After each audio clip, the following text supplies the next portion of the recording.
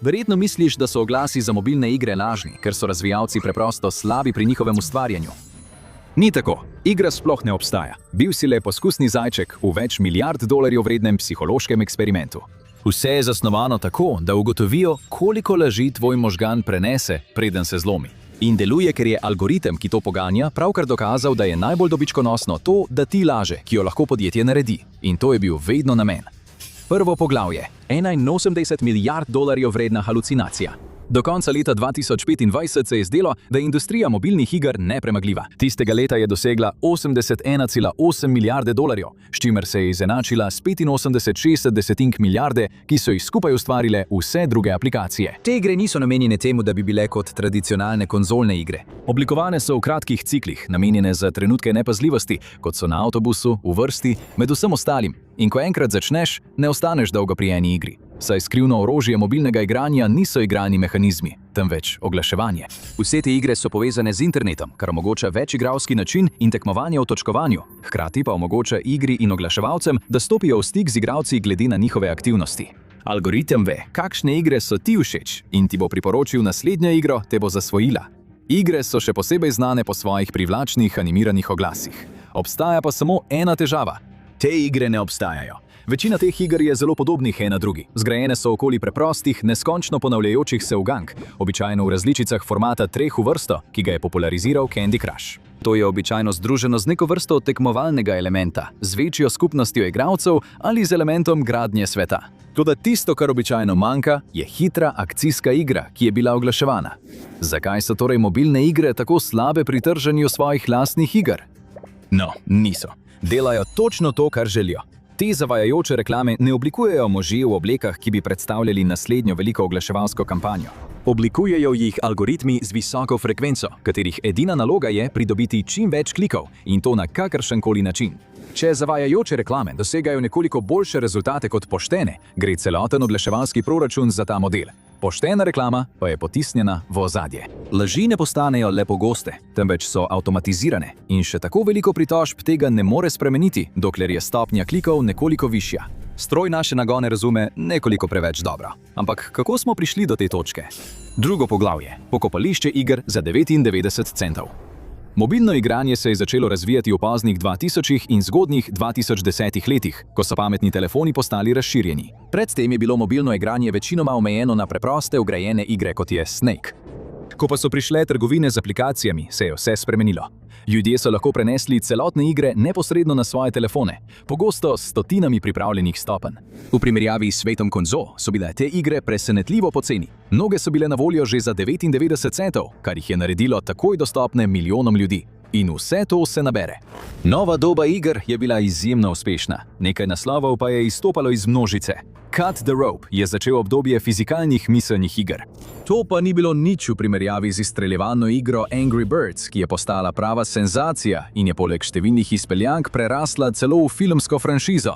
A to ni bil edini način, kako so igre služile denar. Igre kot sta Capcomova Smurf Village in Pocket Jams Tap Pad Hotel so uvedle model mikrotransakcij.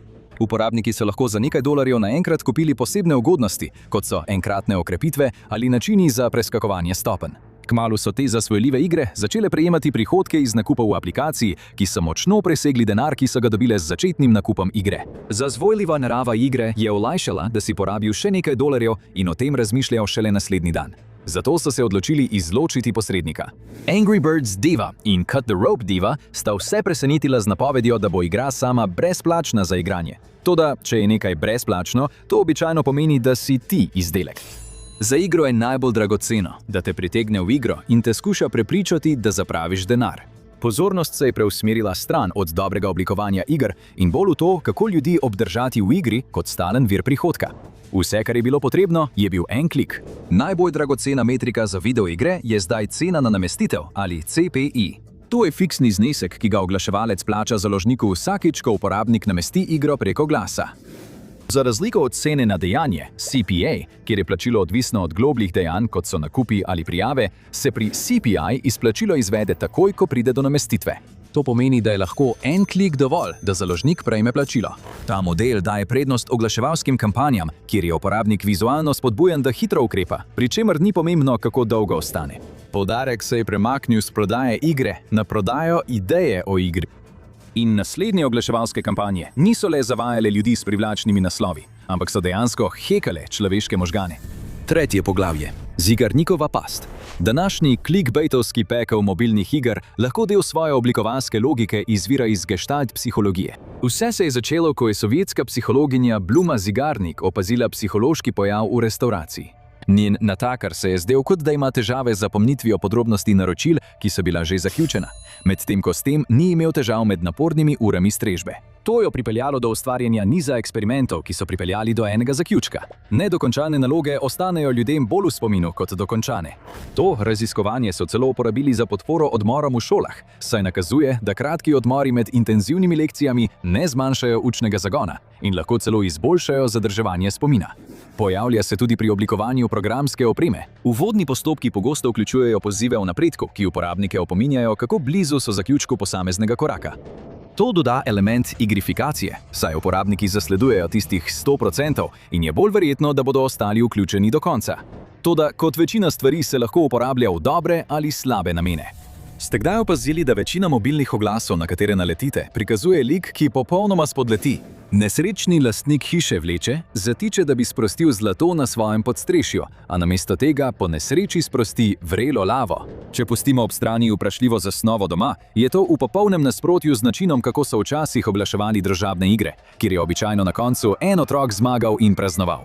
Ti oglasi se pogosto končajo negativno, ker želijo, da vi rešite problem. Ta slog oglasa sproži nekaj edinstvenih psiholoških učinkov pri gledalcu, zaradi česar je bolj verjetno, da bo kliknil oglas in začel igrati. Najprej se pojavi cigarnikov učinek, ki naredi igro bolj zapomljivo, ker naloga ni bila uspešno dokončana. Drugič, gledalec si misli, jaz bi to lahko naredil. Potem se imajo za bolj sposobne kot igralec, ki je naredil tisto začetno napako, ki je običajno precej očitna. To ustvari notranjo potrebo, zaradi katerega si gledalec želi poseči vmes in popraviti napako. In potem je notri. To je vse, kar je potrebno. Do leta 2020 se je trg popolnoma spremenil.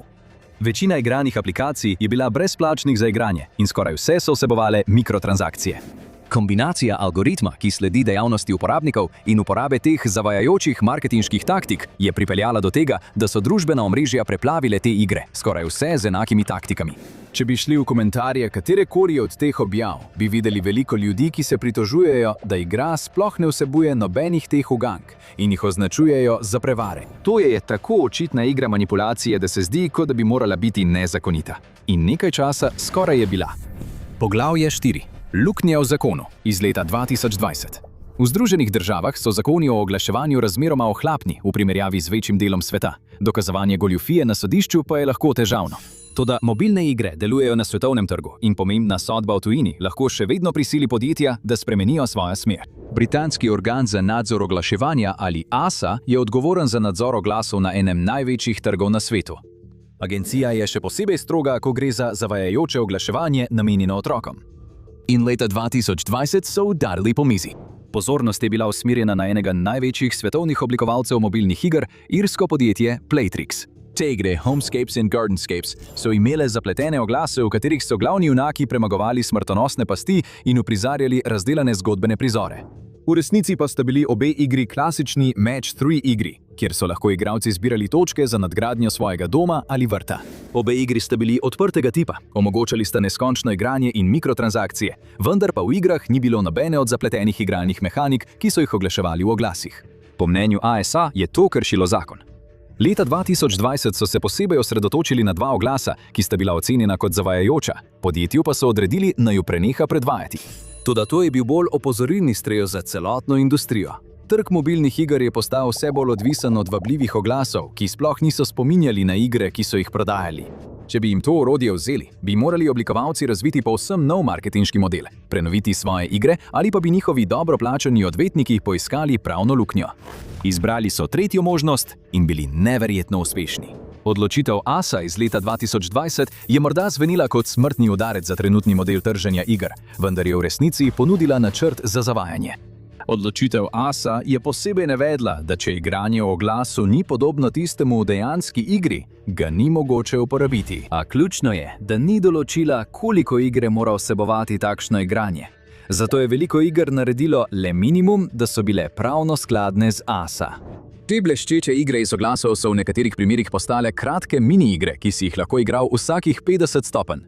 To je bila le še ena stvar, za katero so uporabniki garali z vsako match 3 stopnjo in mikrotransakcijo. Prevara se je nadaljevala in to je odprlo vrata finančnemu uspehu. Poglavje 5. Arbitražni stroj. Sodba proti poslovnemu modelu podjetja je običajno uničujoč udarec. Vendar se zdi, da Playtrix to ni prizadelo. Podjetje je imelo letni prihodek več kot $400 milijonov do leta 2016, kmalu potem, ko sta se na trgu pojavili igri Homescapes in Gardenscapes. Toda do leta 2024 je ta številka poskočila na več kot 2,8 milijarde. Podjetje je bilo kralj freemium sektorja pri mobilnih igrah, za kar se je lahko skoraj v celoti zahvalilo zavajajočim oglasom, ki prikazujejo igranje. Ko je ugotovilo, kako zaobiti odločitev ASA, je šlo samo še navzgor. Kmalu pa so se začeli pojavljati posnemovalci. Drugo podjetje za igre, Magic Tavern, je kmalu doseglo podobne uspehe. Igre so pogosto dražile igralce s slikami ubogih žensk, ki so potrebovale preobrazbo ali kraj za bivanje, in uporabnike spodbujale, naj jim pomagajo. To je bila še ena taktika, ki so jo uporabljale te igre. Igranje na čustva z izmišljenimi osebami, ki trpijo.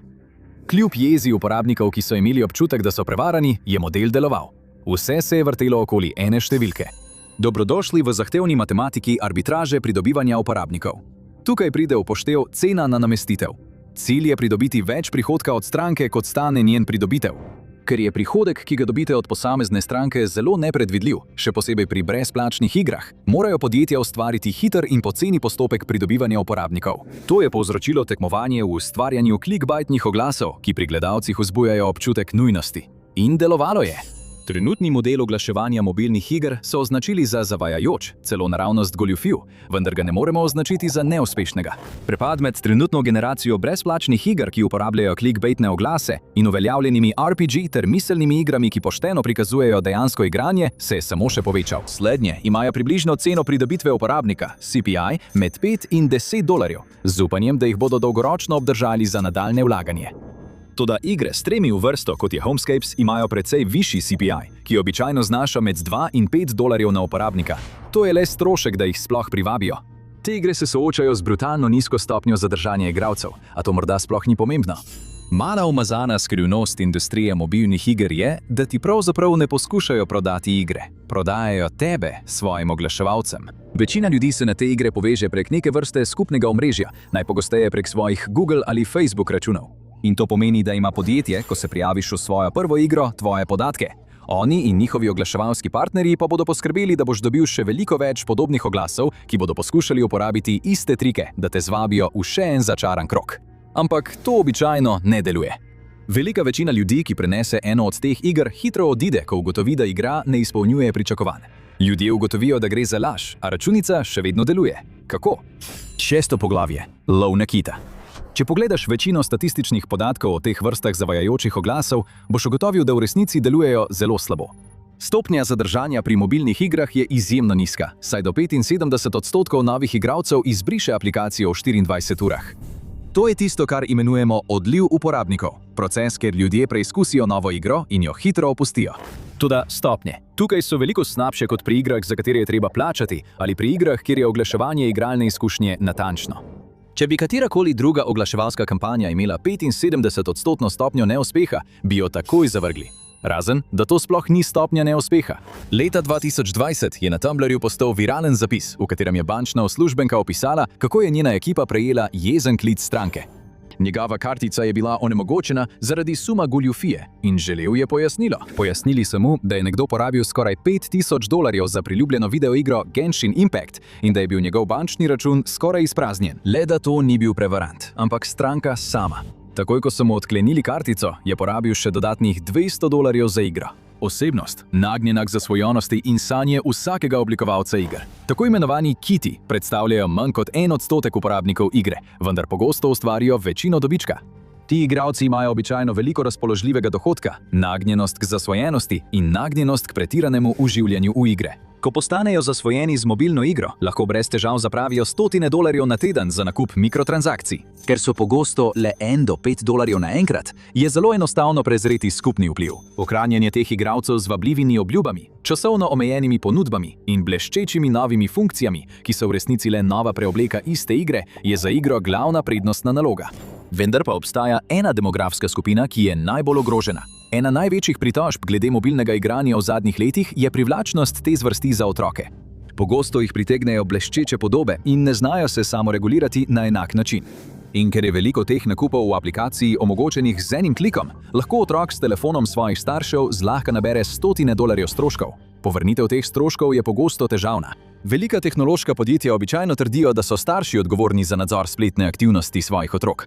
Toda ko je odziv javnosti dovolj močan, jih lahko pritisk javnosti včasih prisili, da ponovno premislijo.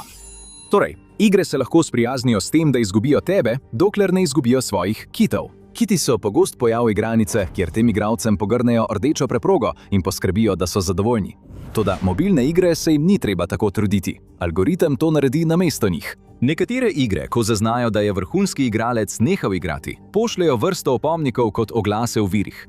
To se lahko pokaže kot lik igralca v nevarnosti ali joka, da bi povečali čustveno vpletenost za igralčevo vrnitev. In past je nastavljena. In zahvaljujoč novi tehnologiji bo to kmalu postalo neizogibno. 7. poglavje. Lažniva umetna inteligenca. Trenutno večina teh iger vlaga razmeroma malo truda v dejansko igranje. Redno bodo predstavljali nove nivoje, vendar je večina le predelava starih nivojev z manjšimi spremembami. Nove funkcije, ko jih uvedejo, so običajno gamifikacija obstoječih mehanik, zasnovanih tako, da ljudi spodbujajo, da več časa preživijo na strani. Veliko časa pa namenijo razvoju zapletenih scenarijev neuspeha, ki jih ljudje vidijo na časovnici, in imajo oblikovalce, ki poskrbijo, da so videti čim bolj vznemirljivi in dramatični. Ali vsaj tako je bilo? Generatorji videoposnetkov z umetno inteligenco, kot sta Runway in Google Flow, hitro postajajo sposobni ustvariti kratke posnetke v samo 1 minuti. Vendar pa ti posnetki še zdaleč niso popolni in so pogosto polni animacijskih napak. To jih načeloma naredi neprimerne za komercialno uporabo, vendar pa so popolne za oglase mobilnih iger, ki temeljijo na klikvabah. Igra lahko nadomesti svoje človeške oblikovalce, ustvari oglase v polovičnem času in ustvari neskončen tok takoj objavljenih oglasov, zasnovanih tako, da privabijo ljudi v igro, pri tem pa odnesejo še zadnje ostanke človeškega oblikovanja. To bo stroške pridobitve uporabnika znižalo skoraj na nič. Ekipa potrebuje le enega zaposlenega v marketingu, ki nadzira oglase in pripravlja pozive za AI generator.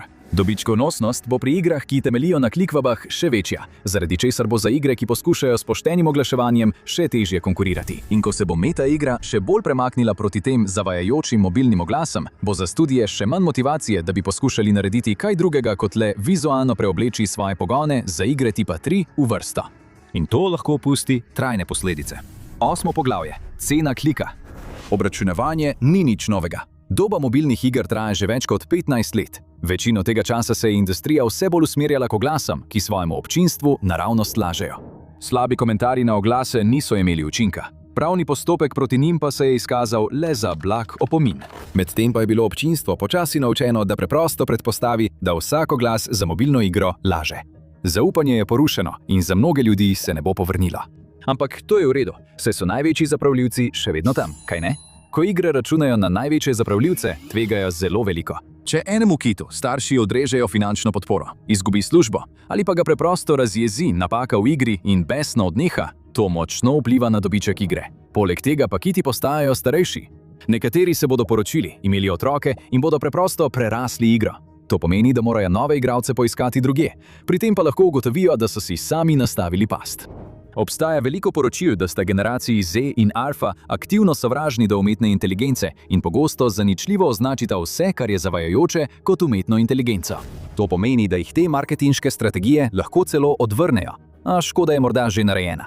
Te igre free-to-play, ki jih poganja klikvaba, so povsod po trgovini App Store. Težko je ločiti nekaj dobrih iger od slabih, kar pomeni, da je morda čas, da začnemo iskati dragulje, skrite pod vso to nesnago. Trgovina App Store ima še vedno svoj pomen kot enostaven in poceni prostor za neodvisne oblikovalce iger, da predstavijo svoja dela. Te igre so običajno plačljive igre z enkratnim nakupom, imajo edinstveno igralnost in jih tam še vedno lahko najdeš. Le da moraš najprej presejati ogromno vab za klike. Mobilne igre so morda na robu obračuna, vendar niso edine, ki začenjajo čutiti posledice zaradi sumljivih praks. Oglejte si, Ticketmaster končno dobiva, kar si zasluži. Ali pa poglejte to.